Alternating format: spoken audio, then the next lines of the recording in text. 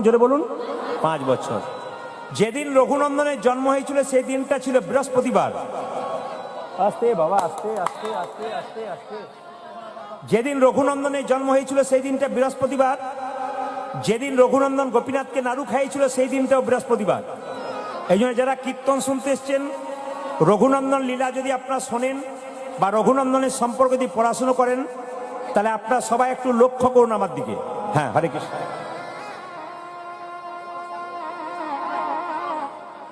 সবাই লক্ষ্য করুন। এই সামনে এত গন্ডগোল করলে না সবার কথাগুলো কানে যায়। কতজন ভক্তরা চুপচাপ বসে আছেন, আপনি চিৎকার করছেন। হরে কৃষ্ণ। যাদের জায়গা নিয়ে অসুবিধা হচ্ছে তারা কাল সকালবেলা এসে একটু বিছানা করে শুয়ে নেবেন, অসুবিধা নেই।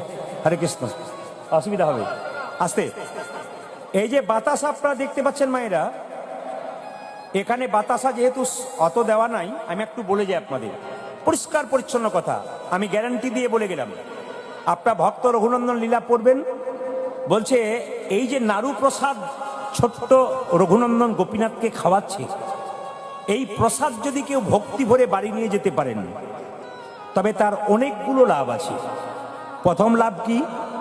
বলছে বাড়ির ছোট্ট বাচ্চা যদি খুব চঞ্চল হয়, খুব অস্থির হয়, প্রতি বৃহস্পতিবার বাচ্চাকে একটা তুলসী পত্র একটুখানি বাতাসা সকালবেলায় স্নান করে তুলসী মন্দিরে জল দিয়ে তুলসী মন্দির পরিক্রমা করে যদি এই বাতাসা সহ তুলসী পাতা বাচ্চার মুখে জয় গোপীনাথ 3 বার বলে দেওয়া যায়, 1 বছর দিলে বাচ্চা আস্তে আস্তে ধীর হয়, শান্ত হয় এবং কৃষ্ণ ভক্ত হয়। শুধু তাই নয়, বিদ্বান হয়। শুধু পরীক্ষা করে দেখতে বলছে। আমি আপনাদের শুধু বলে গেলাম, আপনারা শুনে নিলেন তা নয়, আপনারা পরীক্ষা করে দেখুন 1 বছর।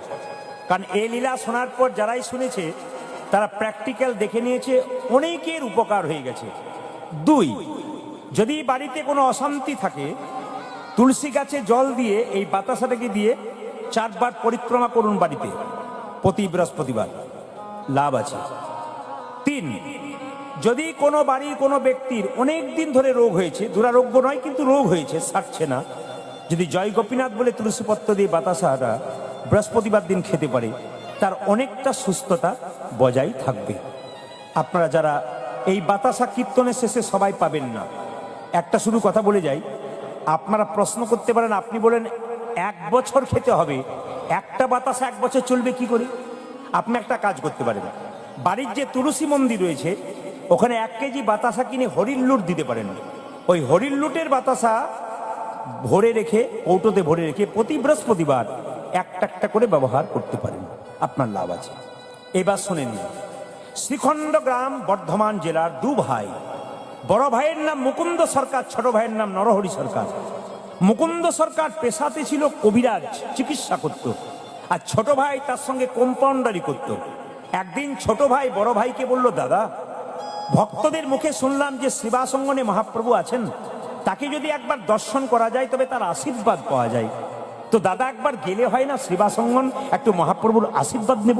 দেখুন গল্পটি শুনবেন, লীলা কিন্তু খুব সুন্দর, এর মধ্যে পদাবলী নেই তা নয়, এর মধ্যে সুন্দর পদাবলী আছে। আপনারা যখন শুনবেন তখন বুঝতে পারবেন।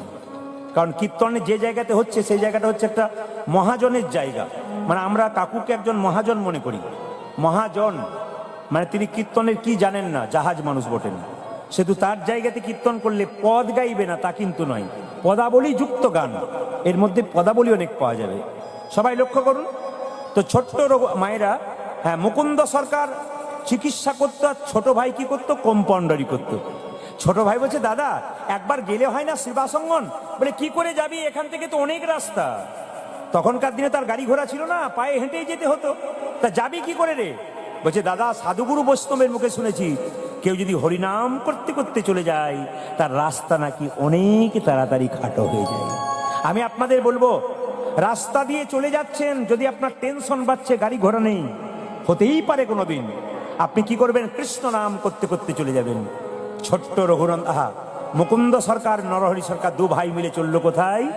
মহাপ্রভুর কাছে আশীর্বাদ নেবার জন্যে হাঁটতে হাঁটতে চললো, কীর্তন গাইতে গাইতে। সবাই মিলে চলুন, তালি দিয়ে দিই। কৃষ্ণ কেশব কৃষ্ণ কেশব কৃষ্ণ কেশব তাই নাম, রাম রাঘব রাম রাঘব রাম রাঘব রক্ষমা। উলধ্বনি। হরে কৃষ্ণ হরে কৃষ্ণ কৃষ্ণ কৃষ্ণ হরে হরে হরে রাম হরে কৃষ্ণ হরে কৃষ্ণ কৃষ্ণ কৃষ্ণ হরে হরে হরে রাম রাম রাম হরে হরে হরে কৃষ্ণ হরে কৃষ্ণ কৃষ্ণ কৃষ্ণ হরে হরে হরে রাম রাম মায়েরা এই যে তাকান, আপনারা 3 ঘন্টার কীর্তন শুনতে সে কতজনের কত কষ্ট হয়। যদি বৃন্দাবনে যান, আমি কদিন আগে গিয়েছিলাম বৃন্দাবন, মাস 2 আগে, আমার ছেলেদেরকে নিয়ে, সবাইকে নিয়ে, আমার পরিবার সহ আমার দলের ছেলেদেরকে নিয়ে গিয়েছিলাম। তো রাধাকুণ্ড শ্যামকুণ্ড তীরে দেখতে পেলাম কত ভক্ত সকাল ভোরবেলায় স্নান করে ভিজে কাপড়ে শুধু রাধে রাধে বলে কেঁদে যাচ্ছে ঘন্টার পর ঘন্টা। আর আমাদের 2 মিনিট তালি দিতে কত কষ্ট হয়। একটু বিচার করবেন, তারা পাবে না তো কি আমরা পাবো? আমরা সবাই মিলে গাইব একসঙ্গে, হাত তালি দিয়ে। কৃষ্ণ কেশব কৃষ্ণ কেশব কৃষ্ণ কেশব তাই নাম, রাম রাঘব রাম রাঘব রাম রাঘব রক্ষমাম। হরে কৃষ্ণ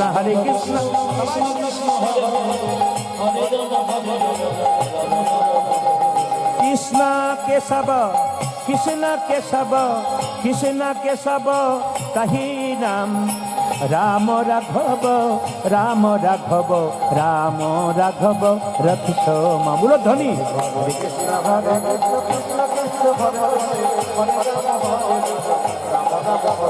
কৃষ্ণ কেশব কৃষ্ণ কেশব কৃষ্ণ কেশব তাই নাম, রাম রাঘব রাম রাঘব রাম রাঘব রক্ষমা।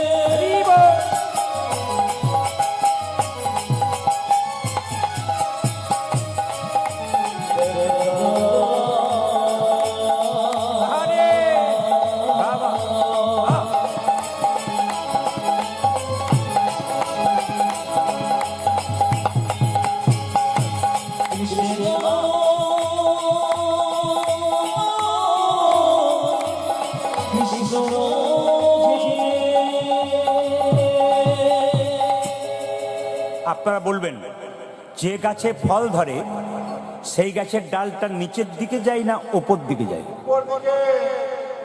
দেখাতে হবে কিন্তু, নিচের দিকে না ওপর দিকে। আপনারা সবাই নিচের দিকে বলছেন, 2-4 জন যারা অনমনা ছিল। যে গাছে ফল ধরে তার ডালটা কোন দিকে থাকে? নিচের দিকে। যারা কৃষ্ণ ভক্ত হয় তাদের ভাবটি কেমন হয়? হরে কৃষ্ণ হরে কৃষ্ণ। যদি হও নিচু তবে পাবে কিছু।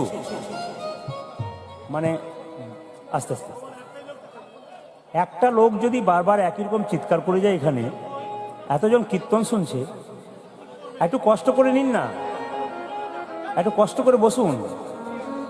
কতজন অসুবিধা হচ্ছে বলুন তো আপনার জন্যে। হরে কৃষ্ণ, সবাই লক্ষ্য করুন। তাহলে মায়েরা, যে গাছে ফল ধরে সেই গাছের ডালটা, জোরে বলুন, নিচের দিকে যায়। যদি হও নিচু তবে পাবে কিছু। মায়েরা, একটা সোনার কলসি যতই দামি হোক, একজনের কাছে মাথা নিচু করতে হয়। কার কাছে? জোরে বলুন, একটি গ্লাসের কাছে। আপনি কয়েকশো কোটি টাকার মালিক হতে পারেন, যদি বৈষ্ণবের চরণে মাথা নিচু না করতে পারেন, নিতাই গৌর হরি বল বলে আপনার জীবনে কোনো লাভ হবে না। সবাই তাকান এইদিকে, এদিকে। মুকুন্দা নরহরি চুপচাপ এরকম করে দাঁড়িয়ে আছে। কেউ জানুক আর না জানুক, ভগবান কিন্তু জানতে পারছে। অন্তর্যামী গৌর হরি শ্রীবাসকে ডেকে বলছে, শ্রীবাস, 2 ভাই এসেছে আমার কৃপা পাবার জন্যে, চলো ওদেরকে একবার দর্শন দিয়ে আসি। ভক্ত যদি কাই মনে কোনো বাঞ্ছা করে, ভগবানের সাধ্য নাই সেই বাঞ্ছা নাই পুরে। ভক্ত যখন এসে, দেখুন কিছু মনে করবেন না, এক মনে একভাবে কেউ যদি গোবিন্দকে ডাকতে পারে, আর এক মনে একভাবে কেউ যদি কীর্তন শুনতে পারে, কৃপা হবে না? কি বলেছে? একটা বাড়িতে একজন ঘুমাচ্ছে, বারবার ধাক্কা দিলে সে একসময় জেগে উঠবে। ভগবানের মন্দিরে গিয়ে, হৃদয় মন্দিরে বারবার কৃষ্ণ কৃষ্ণ বলবেন, কৃষ্ণ একবার জাগ্রত হবেই, আপনার কৃপা হবে। শুধু এক মন চাই। শাস্ত্র বলেছে, মান মানা মত ভক্ত। তুমি কিচ্ছু দাও আর না দাও, তোমার মনটা আমাকে দাও। এখানে কীর্তন শুনতে এসছেন, কি নিয়ে এসছেন ওটা আমরা দেখবো না। ভগবান বলছে তুমি একটা সুন্দর মন তোমাকে দেওয়া হয়েছে, এই মনটা আমাকে দাও। যদি মন দিতে পারো বাস, আর কিচ্ছু দরকার নেই। এই জন্য ভগবানের মন্দিরে এসছেন হরিকথা শুনতে, আপনার মনকে এক করুন। পাশে কোথাকে কি বলছে আপনি শুনবেন না। ব্রজগোপী যখন কৃষ্ণের কাছে ছুটে গিয়েছিল, তখন এতজন ছুটছে, কেউ কারোর দিকে তাকাচ্ছে না কেন? লক্ষ্য একটা, কি? কৃষ্ণের চরণ। সবাই লক্ষ্য করুন। দু ভাই মিলে যখন দাঁড়িয়ে আছে, মহাপ্রভু বলল শিবাস চলো ওদের একবার দর্শন দিয়ে আসি। একদিকে মুকুন্দ, একদিকে নরহরি দেখছে মহাপ্রভুকে। মহাপ্রভু শিবাসঙ্গম থেকে বেরিয়ে সুরধ্বনির তীর দিয়ে কীর্তন গান গাইতে গাইতে যাচ্ছে। সুরধ্বনি তীরে তেরা মহাবীর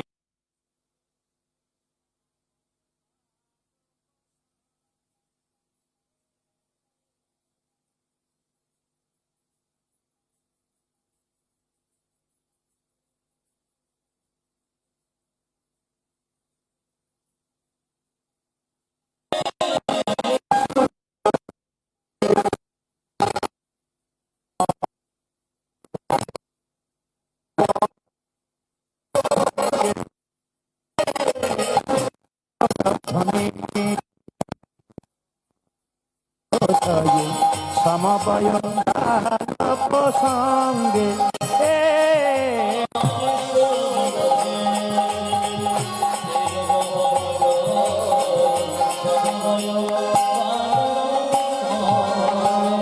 করে করতালি ধ্বনিত হরি ধ্বনি,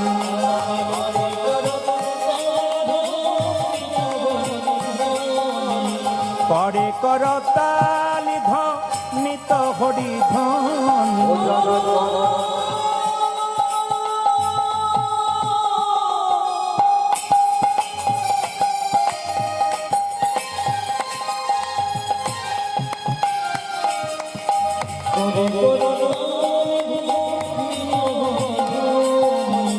করে করতালি ধ্বনিত হরি ধ্বনি। এই যে মায়েরা, ছোট ভাই বলছে দাদা আমি কি দেখছি জানো? ওই তো আমার গোরা, ওই তো আমার গোরা, হ্যাম দণ্ড বাহু তুলে, ওই তো আমার গোরা না,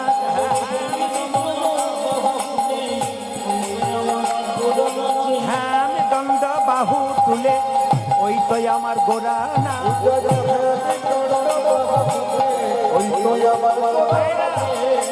যার যেমন ভাব তার তেমন লাভ। ছোট ভাই বলছে আমি দেখছি গোরা নাচছে, বড় ভাই বলছে না না আমি দেখছি আর একজন নাচছে, ওই তো গো রাই নাচে, ওই তো গোরাই নাচে, অন্তরে যার শ্যাম নাচে, ওই তো আমার গোরা নাচে, অন্তরে যার শ্যাম নাচে, বাইরেও গোরাই নাচে। সুরধ্বনি তীরে তীর মহাবিলাসী, সমবয় বালক সঙ্গে উলধ্বনি।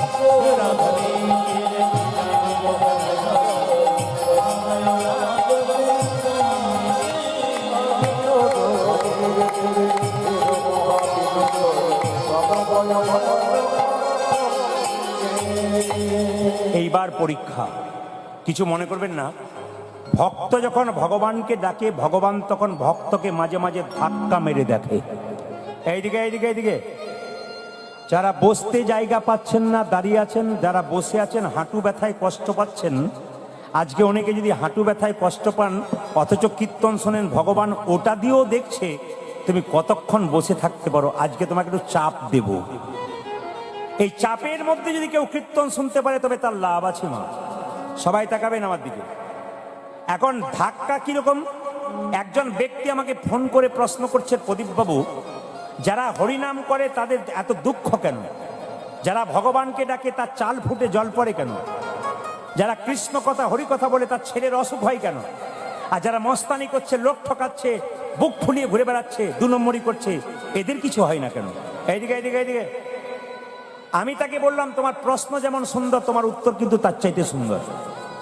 বলছে যে হরিনাম করে সে কষ্ট পায়, দুঃখ পায়, যন্ত্রণা পায়, আর যে দেখবেন মস্তানি করে লোক ঠকায় সে দেখবেন আরে বাবা সব তারপর ড্রাইভার তো নতুন নতুন আসছে, মানে গাড়ি যে চালাবে ড্রাইভার তো নতুন, একজন তো ড্রাইভার পালিয়ে গেল ভয়ে, আরেকজন ড্রাইভারকে দায়িত্ব দিয়ে গেল। হরে কৃষ্ণ। ও একবার খুঁচেই সরে যাচ্ছে। বেশ ঠিক আছে, ম্যানেজ করো। কি বললাম মায়েরা, যে যেখানে বসে আছেন মনটা অন্যদিকে হয়ে যায়, সবাই লক্ষ্য করুন। যে ভগবানকে ডাকে যার কষ্ট হয়, কিন্তু যে ভগবানকে ডাকে না বুক ফুলিয়ে বেড়াচ্ছে তার কষ্ট নাই। আমি বললাম প্রশ্ন যেমন সুন্দর, উত্তর তার চাইতে সুন্দর। জন্মের পরে ভগবান সবাইকে দুটো কলসি দিয়েছে, একটা পাপের কলসি, একটা পুণ্যের কলসি। যারা বুক ফুলিয়ে ঘুরে বেড়াচ্ছে, লোক ঠকাচ্ছে, মস্তানি করছে, বুঝে নেবেন পাপের কলসি দিন পূর্ণ হবে, রাস্তায় কুকুরের মতো তার মৃত্যু হবে, আপনারা দেখতে পাবেন। কিন্তু যারা খুব কষ্ট পাচ্ছে, দুঃখ পাচ্ছে, তাদের পুণ্যের কলসি এখনো পূর্ণ হয় নাই। যেদিন পুণ্যের কলসি পূর্ণ হবে সেদিন নিতাই গৌর হরিবল বলে প্রাণ গোবিন্দের চরণে আপনার জায়গা। ওই জন্য মায়েরা, যে মদ খায়, আস্তে আস্তে, যে মদ খায় সে যখন খায় তখন বড় আনন্দ পায়। আনন্দ পেতে পেতে পেতে পেতে লাংস, কিডনি, লিভার সব নষ্ট হয়ে যায়। আনন্দ পেতে পেতে নিরানন্দের সাগরে পৌঁছায়। কিন্তু হরিনাম এমন একটা মদ, এ প্রথমে আনন্দ পাওয়া যায় না, আনন্দ পেতে পেতে পেতে পেতে একদিন পরমানন্দ গোবিন্দের চরণ লাভ। এই জন্য বারবার বলবো, যত নাম শুনবেন, যত কীর্তন করবেন, তত আপনার আনন্দ বাড়বে। এই যে সবাই লক্ষ্য করুন মায়েরা, মুকুন্দ সরকার আর নরহরি সরকার যখন দাঁড়িয়ে আছে, তখন শিবাসকে বলছে মহাপ্রভু, শিবাস, ওদের মধ্যে যে ছোট ভাই তাকে বলে দাও সে আমার সঙ্গে সারা জীবন থাকবে, আমি তাকে কৃপা করলাম। আর যে বড় ভাই তাকে বলে দাও সে আমার 100 জন্ম কৃপা পাবে না। মায়েরা শুনতে পাচ্ছেন? সাউন্ডটা একটু ওদের দিকে দাও, সাউন্ডটা ওদের দিকে দাও। বলছে যে বড় ভাই সে 100 জন্ম কৃপা পাবে না, আর যে ছোট ভাই সে সারা জীবন আমার সঙ্গে থাকবে আর হরিনাম করবে। শিবাস এসে বলছে, তোমাদের মধ্যে ছোট ভাইকে? আমার নাম হলো নরহরি সরকার, আমি ছোট ভাই। তোমার জন্য প্রভু বলেছে তুমি সারা জীবন প্রভুর সঙ্গে কীর্তন করবে, হরিনাম করবে আর থাকবে। বড় ভাই বলছে আমার জন্য কি বলেছে? তোমার জন্য বলেছে তুমি 100 জন্ম সঙ্গ পাবে না, 100 জন্ম কৃপা পাবে না। যেই না বড় ভাইকে বলেছে তুমি 100 জন্ম সঙ্গ পাবে না, কৃপা পাবে না, অমনি বড় ভাই নাচতে শুরু করেছে, জয় গৌর জয় গৌর জয় গৌর। শিবাস মনে মনে ভাবছে লোকটার মাথা খারাপ হয়ে গেল বোধহয়। বলে কেন? মহাপ্রভু বললে 100 জন্ম কৃপা হবে না, এই জন্য হয়তো সে জয় গৌর বলে নাচছে পাগলের মতো। সঙ্গে সঙ্গে শিবাস মুকুন্দকে বলছে, মুকুন্দ, এই আমাকে যদি বলতো না যে তুমি 100 জন্ম কৃপা পাবে না, আমি তো 20কে আত্মহত্যা করে দিলাম। এই কথা শুনে মুকুন্দ বলছে, শোনো শোনো শিবাস, প্রভু যদি বলতো কোন জন্মে সঙ্গ পাবো না, তাহলে না হয় আমি 20 খেয়ে আত্মহত্যা করে দিতাম। প্রভু বলেছে 100 জন্ম সঙ্গ পাবো না, 100 জন্ম না হয় গৌর গৌর বলে কেঁদে বেড়াবো। যখনই 100 জন্ম পেরিয়ে যাবে, 101 জন্মে প্রভুর সঙ্গ পাবো।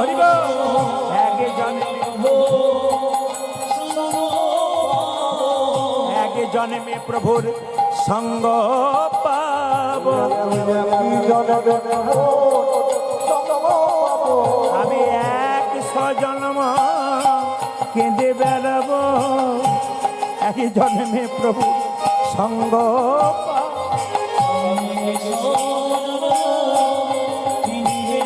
101 জন্মে প্রভুর সঙ্গ, আমি 100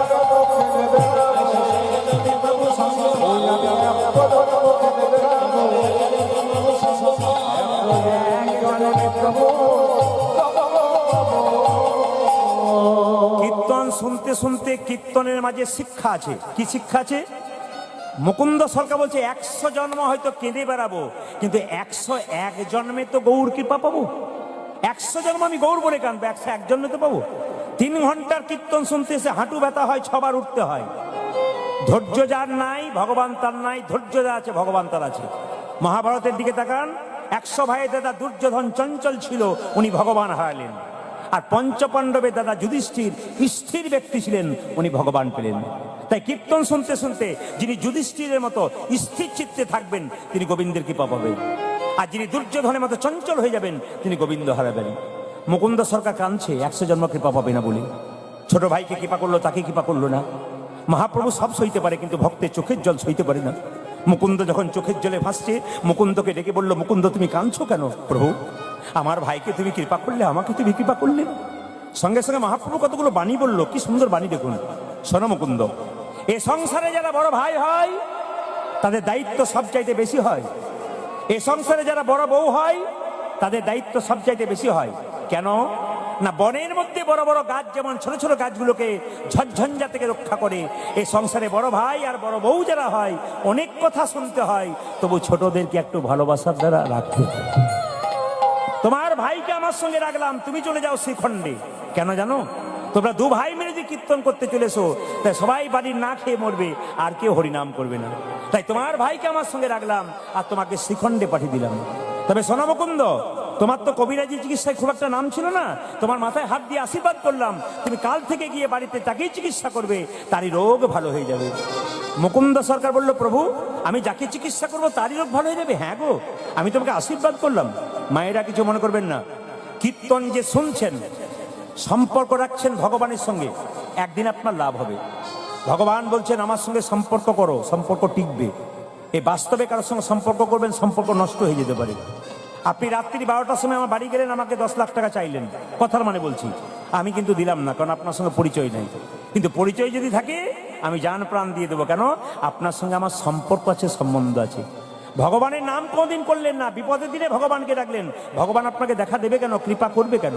এই জন্য ভগবানের সঙ্গে সম্পর্ক তৈরি করুন, দেখবেন ভগবান ঠিক সময় আপনাকে কৃপা করবে।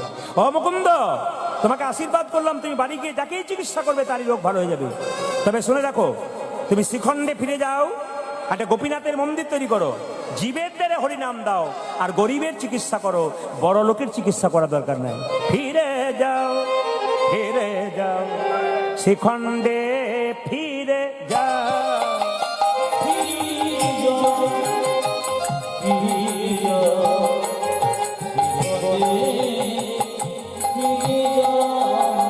ফিরে যাও, ফিরে যাও, শ্রীখণ্ডে ফিরে যাও, ফিরে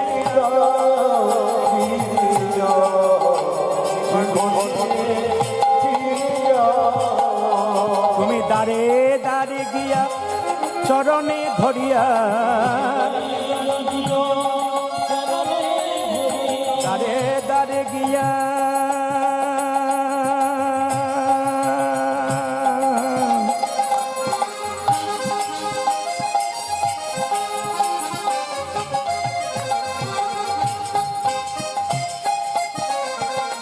তুমি দাঁড়ে দাঁড়ে দাঁড়ে গিয়া চরণে ধরিয়া। তখন দেখবেন সীতাকে হনুমান উদ্ধার করলো, তখন সীতা মা হনুমানকে একটা মতির মালা দিল। আর যে না মতির মালাটা দিয়েছে, হনুমান কি করেছে, একবার কপালে ঠেকিয়েছে, কানে ঠেকিয়েছে, চোখে ঠেকিয়েছে, নাক দিয়ে শুকেছে, জিভ দিয়ে চেটে চেটে দেখেছে, আর সঙ্গে সঙ্গে দাঁত দিয়ে কেটে কেটে 64 টুকরো করেছে। শাস্ত্র বলছে এই 64 টুকরো নাকি 64 মহান্ত রূপে কলিযুগে এসেছে। সবাই লক্ষ্য করুন, লক্ষণ যখন দেখলো বারবার সীতা মায়ের মালাটাকে দাঁত দিয়ে কেটে 64 টুকরো করে দিল, লক্ষণ তখন সীতাকে বলছে, মা এ তুমি কি করলে? বানরে সপিলে মতি, মতিতে তার নাইকো মতি, অনায়াসে কাটে তারে দন্তে, শিশু মানে না দেবতায়, মানুষ পূজে তারে কেন বন্তে। বলছে, শোনো, একটা বাচ্চা ছেলেকে মন্দিরে শুয়ে দাও, ও পায়খানা প্রস্রাব করে দেবে, ও কি করে জানবে মন্দিরে মানে কি? বানরকে মতির মালা দিয়েছো তুমি? তখন সীতা চিৎকার করে বলল, হনুমান এ তুই কি করলি? আমার মালাকে তুই অপমান করে দিলি? হনুমান কেঁদে কেঁদে বলল, মা গো, তোমার মালা কি আমি অপমান করতে পারি? এ তো যেমন তেমন মালা নয়, এ তো মায়ের দেওয়া প্রেমের মালা, ভালোবাসার মালা। এ মালা প্রথমে কপালে ঠেকালাম কেন জানো? এ মালা তো যেমন তেমন মালা নয়, প্রেমের মালা, তাই কপালে ঠেকিয়ে প্রণাম করলাম। কানে ঠেকালাম কেন জানো? এই মালা দিয়ে দেখলাম রাম নাম শোনা যায় কিনা। নাক দিয়ে শুকে দেখলাম কেন জানো? এ মালাতে রাম অঙ্গীর গন্ধ পাওয়া যায় কিনা দেখলাম। জিভ দিয়ে চেটে চেটে দেখলাম কেন জানো? এ মালাতে রামচরণের তুলসীর স্বাদ পাওয়া যায় কিনা দেখলাম। যে মালাতে রাম নাম শোনা যায় না, যে মালাতে রামে দেখা যায় না, ও তো কলঙ্কের হার, অলঙ্কের হার নয় মায়েরা, ও তো অলঙ্কার নয়, ও তো কলঙ্কের হার। তাই কি করলাম, আমি দাঁত দিয়ে কেটে কেটে ফেলে দিলাম। লক্ষণ বলছে, হনুমান এতদিন আমার অহংকার ছিল যে রাম আমার দাদা, সে ভগবান, আমার অহংকার ভেঙে গেছে। তুই কি হৃদয় মাঝে রাম দেখাতে পারবি? লক্ষণকে সঙ্গে সঙ্গে হনুমান বলল, লক্ষণ কাকা তুমি তোমার তীরটা দাও, আমি রাম দেখাবো। যেই না তীরটা দিয়েছে লক্ষণ, অমনি হনুমান বক্ষ বিদীর্ণ করেছে। দেখে একা রাম নয়, দেখে সীতারামের যুগল মিলন, সীতারামের সীতারামের যুগল হনুমানের হৃদয় মাঝে সীতারামের যুগল মিলন। আর কি তারে মারতে হনুমানের হৃদয় মাঝে।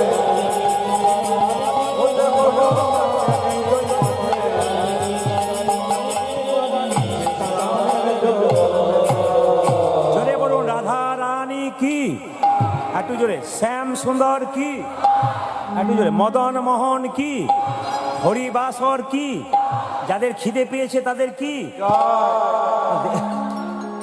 একবার দেখলাম পরীক্ষা করে, আপনাদের মাঝে মাঝে টেস্ট করে দেখতে। জোরে বলুন রাধা রানী কি। যারা বাইরে আছেন তারাও দেবেন। শ্যাম সুন্দর কি, মদন মোহন কি। সবাই লক্ষ্য করুন, যেই না রোগটা ভালো হয়ে গেছে সঙ্গে সঙ্গে নবাব হোসেন শাহ বলল মুকুন্দ। কার এত বড় সাহস যে আমার নাম ধরে ডাকে? আমি হলাম সারা বাংলার কবিরাজ নবাব হোসেন শাহ। নবাব আপনি? হ্যাঁ। আমি তোমাকে পরীক্ষা করতে এসেছিলাম, তুমি সত্যি কত বড় কবিরাজ। আমি দেখলাম সত্যি তুমি বড় কবিরাজ। এই মুকুন্দ, তোমাকে এখানে থাকা চলবে না, তুমি যাবে আমার কোথায়? মালদার গৌড়ে। মায়েরা, নবাব হোসেন স্যার বাড়ি ছিল মালদা গৌড়, ওখানে যাবে। মুকুন্দ বলল আমি যেতে পারি, তবে শর্ত আছে। তোমার ওখানে যাব নবাব, কিন্তু শর্ত আছে। একটা গোপীনাথের মন্দির তৈরি করতে হবে, আর জীবের দ্বারা যেন হরিনাম দিতে পারি, আর যেন গোপীনাথের ভজন করতে পারি। দেখুন, নবাব মুসলমান হলো। মুসলমানে কি সৎ মান, মানে কি মান? যার মধ্যে সৎ ইমান আছে তিনি মুসলমান। নবাব হোসেন শাহ, কাজী নজরুল ইসলাম, ইনাদের সৎ ইমান ছিল। তিনি বলেন হ্যাঁ হ্যাঁ, কোনো অসুবিধা নেই, তুমি চলো। নবাব মুকুন্দকে নিয়ে গেল, আর মুকুন্দ নবাবের বাড়িতে কীর্তন করছে। মায়েরা সবাই লক্ষ্য করুন, মুসলমান বাড়িতে ছোট্ট একটা গোপীনাথের মন্দির করেছে কে? নবাব হোসেন শাহ। মুকুন্দ গাইছে, আর নবাব কি করছে? মায়েরা লক্ষ্য করবেন, নবাব দাঁড়িয়ে আছে, একটা মেয়ে তাল পাতার পাখা দিয়ে হাওয়া করছে। আমি কিন্তু মাঝে জিজ্ঞেস করবো, দেখবো কেমন কীর্তন শুনছেন। নবাব দাঁড়িয়ে আছে, একটা মেয়ে তাকে তাল পাতার পাখা দিয়ে হাওয়া করছে, এবং তাল পাতার পাখার উপরে ময়ূরের পালক ছিল। মুকুন্দ গাইছে, আর মায়েরা সবাই উলুদ হয়ে দিচ্ছে। কি গাইছে? আমার কানু সে বিনোদ রায় গো, কানু সে বিনোদ রায়।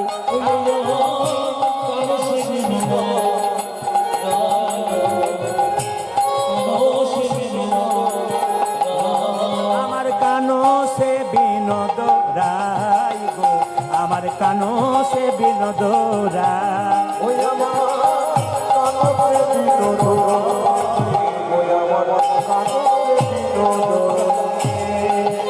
বিনোদ চুরাই বিনোদ বরিহা, বিনোদ চুরাই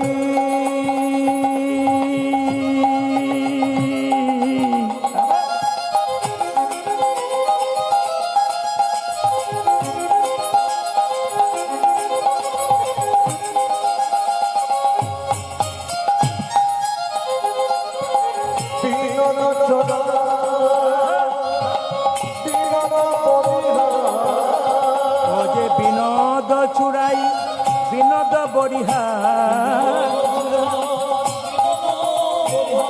বরিহা বরিহা বিনোদ উড়িছে তাই গো, আমার কানো সে বিনোদ রায়।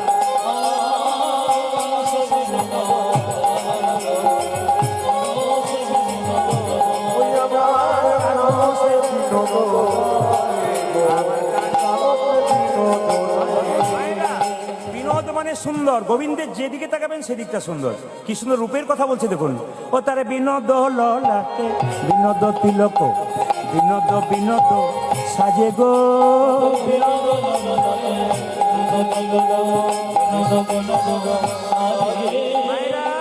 আপনাদের এখানে কীর্তন করতে এলাম, কিছু মনে করবেন না। সবার কপালগুলো দেখলাম, কি ভাগ্য খারাপ না ভাগ্য ভালো কিছু দেখলেন? না না, যার কপালে তিলক আছে তার ভাগ্য একটু ভালো হবার কথা।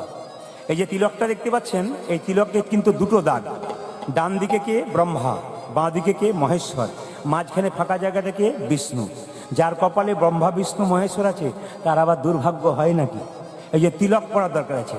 একটা এইদিকে দিকে একটা সধবা মেয়ের স্মৃতির সিঁদুর, হাতের শাখা, মাথার কাপড় যদি থাকে, মাথা নিচু করে রাস্তা দিয়ে যায়, পুরুষ তার মুখের দিকে তাকাতে গিয়ে পায়ের দিকে তাকাবে।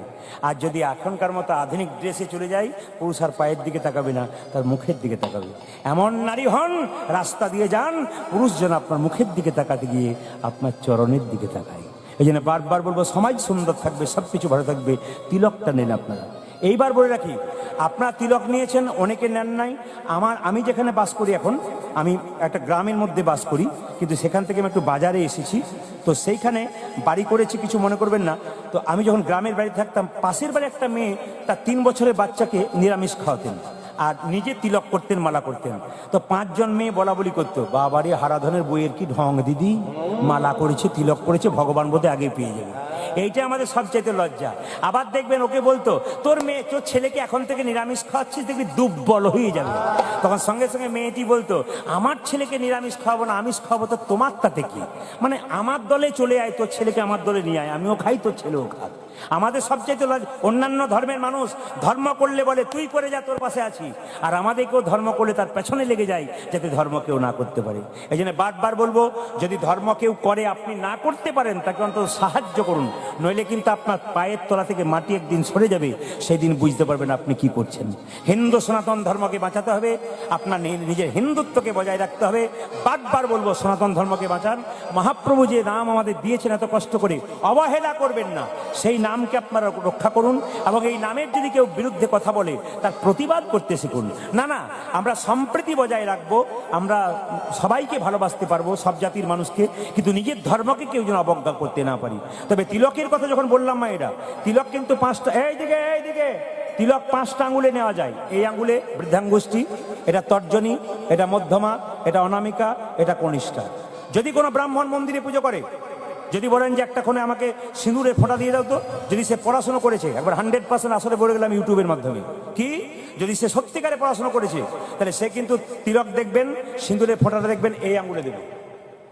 আপনি যখন কাউকে ফোঁটা দেবেন কপালে, সবসময় শাস্ত্র বলছে এই আঙ্গুলে দিতে হয়। এই আঙ্গুলে কাকে দেবেন? যদি আপনার বাড়িতে কেউ মারা যায় বা পাশের বাড়ি কেউ মারা যায়, মৃত্যুর সময় তার কপালে একটু তিলক করে দিতে হয়। যদি তিলক করতে হয় তবে আপনাকে এই আঙ্গুলে করতে হবে, তর্জনী। মধ্যমা থেকে করবেন, নিজে করবেন, নিজে যখন তিলক করবেন মধ্যমা এই আঙ্গুলে। আর এই আঙ্গুলটার নাম কি? অনামিকা। এর কি নাম নেই? অনামিকা। এটা ভগবান বিষ্ণুর আঙ্গুল।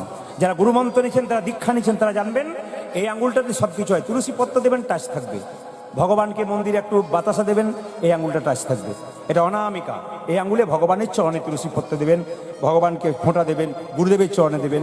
আর এই আঙ্গুলে কাকে দেবেন? ভাইয়ের কপালে দিলাম ফোঁটা, জমের দুয়ারে পড়লো কাঁটা, যমুনা দেয় জমকে ফোঁটা, আমি দিই আমার ভাইকে ফোঁটা, যমুনার ফোঁটা পেয়ে জম হলো চিরজীবী, আমার ফোঁটা পেয়ে আমার ভাই হবে দীর্ঘজীবী। তবে একটা কথা আপনাদের বলে যাই, শেষ কথা, সুন্দর করে শুনে নিন পদটা গাইবার আগে। আমি একটা কথা বলেছিলাম এই বছর, এখনো বলে যাব সবাসরে ছোট্ট করে। ভাই বোনের মধ্যে যখন রাখি বন্ধন হবে, কিংবা ভাই বোনের মধ্যে যখন ভাই ফোঁটা হবে, এই শর্তটা দুজনের মধ্যে করুন। ইউটিউবের মাধ্যমে শুনবেন, এখন শুনে নিন সবাই, খুব দামি কথা, যদি করতে পারেন সমাজ সুন্দর হবে। সবার লেগে বলে রাখি, যদি ভাই ফোঁটার দিনে একজন ভাইকে বোন ফোঁটা দিচ্ছে, একটা উপহার দিল, বোন বলল, দাদা তুই আমাকে একটা সুন্দর পোশাক দিলি, উপহার আমার ভালো লাগলো, কিন্তু একটা উপহার কিন্তু আমাকে দিতে হবে। কথা কি কথা? বোন বল। আমার মাথায় হাত দিয়ে তোকে কথা দিতে হবে, কি? তোর বিয়ের পর আমার মা বাবাকে ভুলে যাবি না তো? কথা দে, আজকে ভাই ফোঁটার দিনে আমি তোকে ফোঁটা দিলাম, আমার মাথায় হাত দে, আমি তোর বোন, তুই আমার ভাই, কথা দে। এইদিকে কথা দে, কি? যে আমি ফোঁটা দিলাম, কিন্তু আমার বাবা মাকে তুই বিবাহের পর দেখবি তো? বোনের মাথায় হাত দিয়ে ভাই কথা দিল, আমার বিয়ের পর আমার বাবা মাকে আমি দেখবি? ভাই বলল, আমি যেমন কথা দিলাম, তুই যদি সত্যিকারের আমার বোন হোস, তবে আমায় একটা কথা দি। বলে, কি? তোর বিয়ের পর আমার বাবা মাকে যেমন ভালোবেসেছিস, তোর শ্বশুর শাশুড়িকে সেরকম ভালোবাসতে পারবি তো? বোন তখন বলে উঠল, আমি কার বোন দেখতে হবে না, তুই যখন কথা দিয়েছিস আমিও কথা দিলাম, আমার বাবা মাকে যেমন ভালোবাসি, আমার বিবাহের পরে আমার শ্বশুর শাশুড়ি মাকে আমি সেরকম ভালোবাসবো। সবাই শুনুন, প্রতিটি বাড়িতে ভাই ফোটার দিনে বা রাখি বন্ধনের সময় যদি এই প্রতিজ্ঞা ভাই বোনে করতে পারে, আমি 100% গ্যারান্টি দিলাম, ভারতবর্ষের সমস্ত বৃদ্ধাশ্রমের দরজায় তালা বন্ধ হবেই, তালা বন্ধ হবেই, তালা বন্ধ হবেই, তালা বন্ধ হবেই। সুন্দর কথাগুলো শিখে নেবে, কথাগুলো শুনবেন, জীবন সুন্দর হবে। শুধু কীর্তন কীর্তন নয়, সমাজ শিক্ষা। আমাকে আমার কাকু বারবার বলেন, বাবা শুধু কীর্তন নয়, কীর্তনটাকে বজায় রেখে মানুষের ভেতরে কিছু ঢুকিয়ে দাও, যেন মানুষ মনে রাখতে পারে, মানুষ ব্যবহার করতে পারে। সবাই লক্ষ্য করুন, মুকুন্দ সরকার গাইছে, ও মা দেখো দেখো, ও তার বিনোদ গলাই বিনোদ মালা, বিনোদ বিনোদ দোলে গো,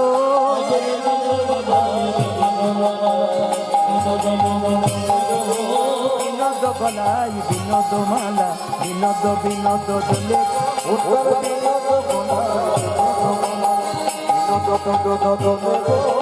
কোনি বিনোদিনী বিনোদ গাঁথুনি, কোনি বিনোদিনী বিনোদ গাঁথুনি, গেথেছে বিনোদ ফুলে গো, গেথেছে বিনোদ ফুলে, আমার কানো সে বিনোদ, কানো সে বিনোদ, আমার কানো সে বিনোদ, কানো সে বিনোদ। দেখো দেখো বিনোদ কোটিতে বিনোদ ধতি, বিনোদ বিনোদ সাজে,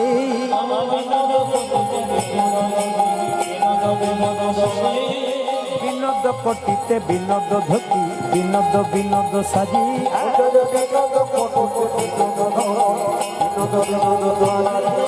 বিনোদ চরণে বিনোদ নুপুর, বিনোদ চরণে বিনোদ নুপুর, বিনোদ বিনোদ বাজে গো, বিনোদ বিনোদ বাজে, আমার কানো সে বিনোদ,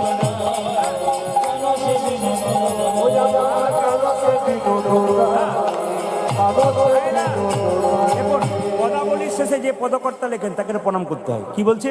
যদুনাথি কয় বিনোদ নাগর, বিনোদ কদম্ব তলে,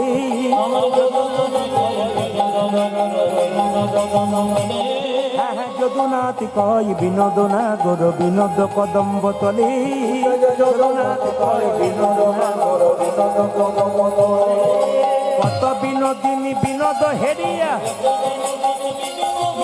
কত বিনোদিনী বিনোদ হেরিয়া, কলসি ভাসাইল জলে গো, কলসি ভাসাইল জলে, আমার কাউলো ধরি কানো সে, কানো সে বিনোদ, কানো সে বিনোদ। এইবার যেই না, মায়ের সবাই লক্ষ্য করুন, যেই না কীর্তনটা গাইছে, গাইতে গাইতে হঠাৎ হঠাৎ মুকুন্দকে আসতে নবাব বলে, এ মুকুন্দ। আচ্ছা মায়েরা বলুন তো দেখি কেমন কীর্তন শুনছেন? যখন মুকুন্দ সরকার কীর্তন গান গাইছিল, একটা মেয়ে নবাবকে পাখা করছিল, সেই পাখাটা প্লাস্টিকের পাখা ছিল না তাল পাতার পাখা ছিল? জোরে বলুন, জোরে বলুন। বাহ, তাল পাতা। আচ্ছা, তার মধ্যে কাকের পালক ছিল না কোকিলের পালক ছিল? আপনারা যদি এত জানতেন, আমি জানতাম, তাহলে আসতাম না। এত সুন্দর জানেন আপনারা। আচ্ছা আচ্ছা, বেশ বেশ বেশ। মায়েরা কার পালক ছিল? ময়ূরের পালক ছিল। আচ্ছা সবাই লক্ষ্য করুন, ওই ময়ূরের পালকটা দেখতে গিয়ে মুকুন্দ সরকার চিৎকার করে বলেছে, হে কৃষ্ণ করুণা,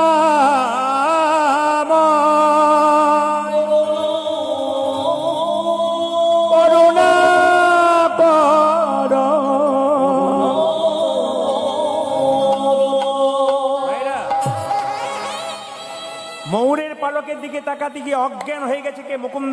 কে আছিস? আরে কেউ নেই নাকি এখানে? এক গ্লাস জল নিয়ে এসো ভাই। মুকুন্দ সরকারকে দেবো একটু। নবাব জল আনতে বলেছে, জল এনে জেনে মুকুন্দ সরকারের চোখে দিয়েছে, মুকুন্দ সরকারের জ্ঞান ফিরে গেছে। নবাব বলল, মুকুন্দ তুমি কীর্তন করতে করতে আমার দিকে তাকালে, হঠাৎ অজ্ঞান হয়ে গেলে কেন? নবাবকে মুকুন্দ মনে মনে ভাবলো, নবাব আমি জীবনে কোনোদিন মিথ্যে কথা বলিনি, আজ একটা বলবো। তুমি তো মুসলমান, আমি তো হিন্দু, তুমি কৃষ্ণ অনুরাগী, কথা কেমন করে জানবে? তোমার ওই ময়ূরের পালকের মধ্যে আমি কৃষ্ণ দেখতে পেয়ে অজ্ঞান হয়ে গেছিলাম। তবে জীবন আমি মিথ্যে কথা বলিনি। আজ এক নবাব, আসলে কি হয়েছিল না, আমি সবার চিকিৎসা করি, তো আমার একটা রোগ আছে। কি রোগ? আমার মৃগী রোগ আছে। নবাব বললো, কিছু মনে করো না, আমার রাজ্যে একটা নিয়ম আছে, কেউ মিথ্যে কথা বলে তার জিভটাকে আমি কেটে দিই।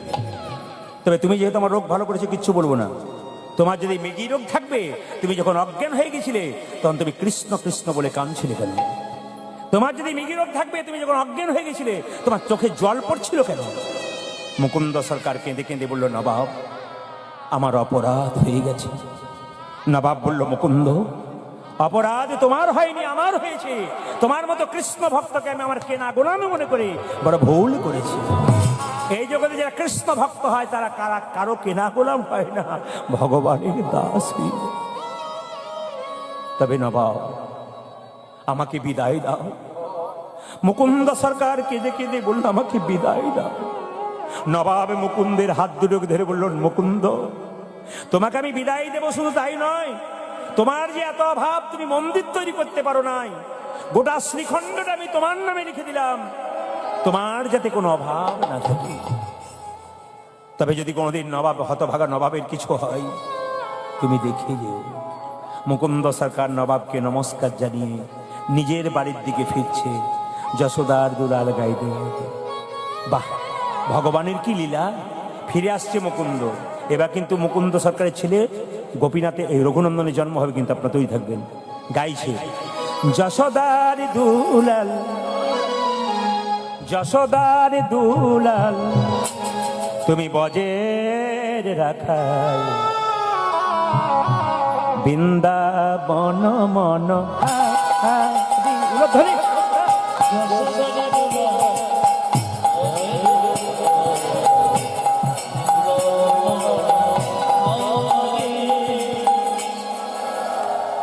আচ্ছা, কিছু মনে করবেন না, আমি কিন্তু গাড়ি টেনে টেনে একবার স্ট্যান্ডের মধ্যে পৌঁছানোর চেষ্টা করছি স্পিডে মুখে, কিন্তু কাকু ওখান থেকে আমাকে খালি ইশারা করছে এরকম করবো। আচ্ছা, দেখি কতদূর কি করতে পারি। আমি অনেকটা দৌড়ে দিয়েছি কিন্তু।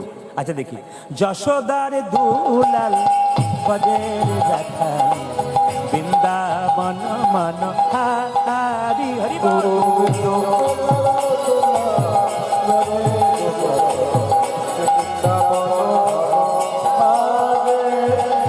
যশোদার দুলাল বজের রাখাল, বৃন্দাবন মন হারি। যশোদার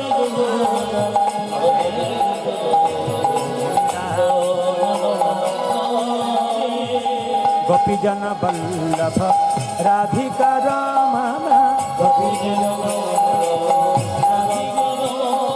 গোপী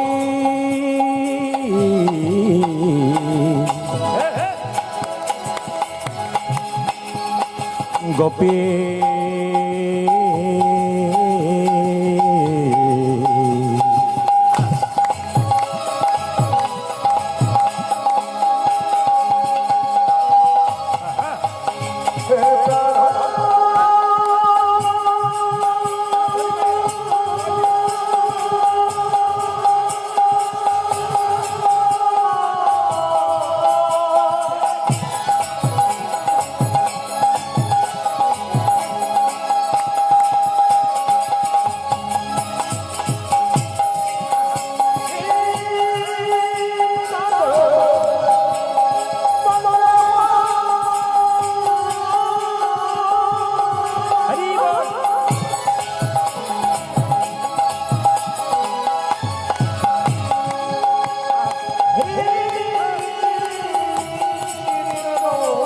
জোর সে উলুধ্বনি দিন, যত জোর আছে। বাহ,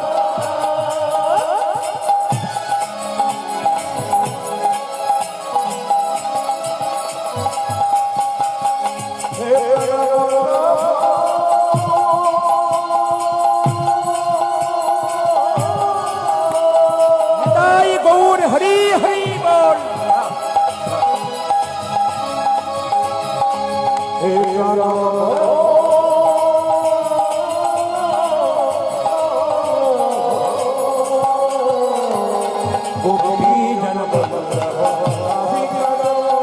গোপীজন বল্লভ রাধিকা রমণ, গোপীজন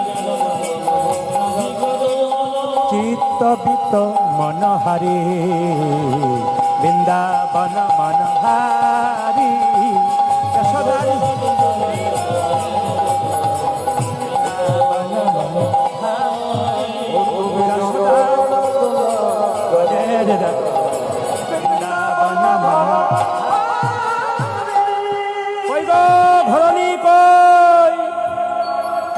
স্বামী মায়েরা মুকুন্দ সরকার যখন বাড়ি ফিরল তার স্ত্রী তখন যন্ত্রণায় ছটফট ছটফট করছে।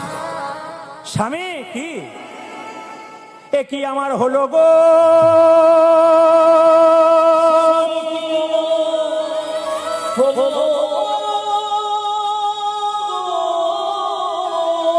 আমার সর্বাঙ্গ যেন জ্বলে যায়,